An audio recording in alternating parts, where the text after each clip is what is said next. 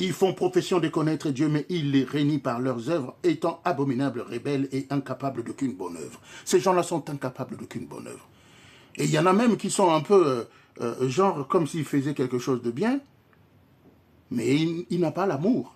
Juste pour montrer aux gens que lui, il l'a, que lui donne. Mais au fond, il n'a pas cet amour-là. Voilà pourquoi le Seigneur dit, dans 1 Corinthiens 13, premier verset jusqu'au 8e, il dit que même si tu donnais toutes tes richesses, mais si tu n'as pas l'amour, cela ne sert à rien. Cela ne sert à rien. 1 Pierre chapitre 2, verset 7. Je lis au nom de Jésus-Christ.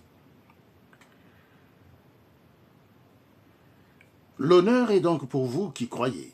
Mais pour les incrédules, la pierre qu'ont rejeté ceux qui bâtissaient est devenue la principale de l'angle et une pierre d'achoppement et un rocher de scandale.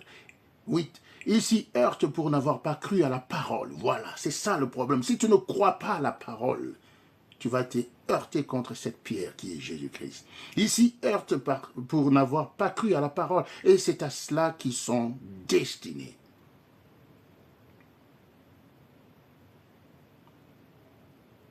Et 9e verset, j'aime bien ces versets aussi, de 1 Pierre 2, 9. Vous, au contraire, donc vous, les gens là qui entendent la parole de Dieu et qui se conforment par rapport à cette parole, vous êtes une race élue, un sacerdoce royal, une nation sainte, un peuple acquis, afin que vous annonciez les vertus de celui qui vous a appelé des ténèbres à son admirable lumière, vous qui autrefois n'étiez pas un peuple et qui maintenant êtes le peuple de Dieu, vous qui n'avez pas obtenu miséricorde et qui maintenant avez obtenu miséricorde. Voyez-vous?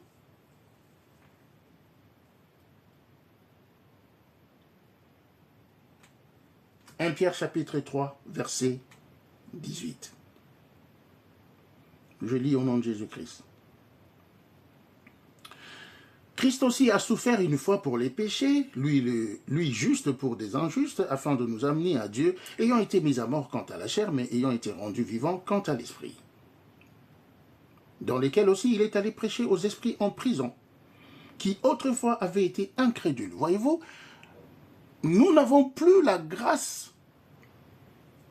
Au fait, nous n'aurons plus cette grâce-là que ceux-là qui étaient incrédules avant nous, c'est-à-dire qui étaient avec Moïse, qui étaient avec Noé. Donc, Christ maintenant, il est parti prêcher à ces esprits-là en prison, qui autrefois avaient été incrédules lorsque la patience de Dieu se prolongeait au jour de Noé, pendant la construction de l'arche dans laquelle un petit nombre de personnes, c'est-à-dire 8, furent sauvées à travers l'eau. Voyez-vous? Donc, il a fait cette œuvre-là.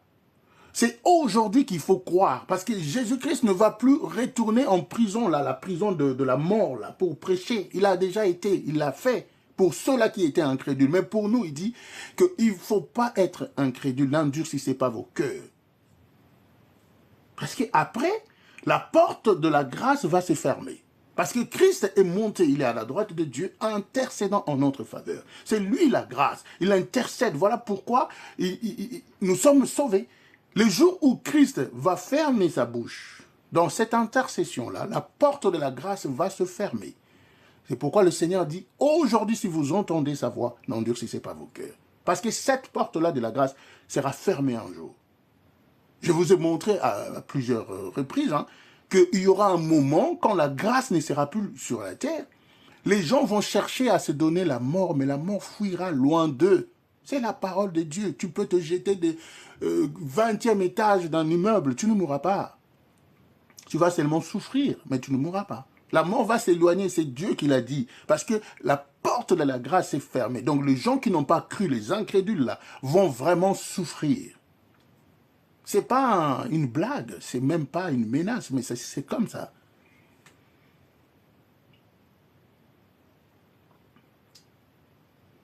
« 1 Pierre, chapitre 4, verset 6. 1 Pierre, chapitre 4, verset 6.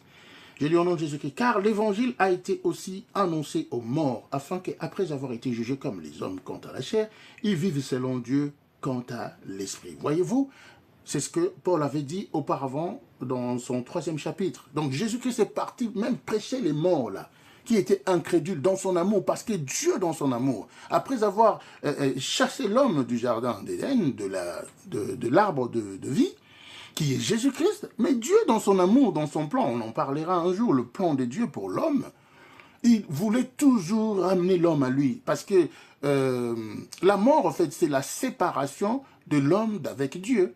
Donc, tu t'éloignes de la vie, donc c'est la mort. Et on en parlera un jour sur cela, parce que Dieu a toujours eu ses plans merveilleux pour l'homme.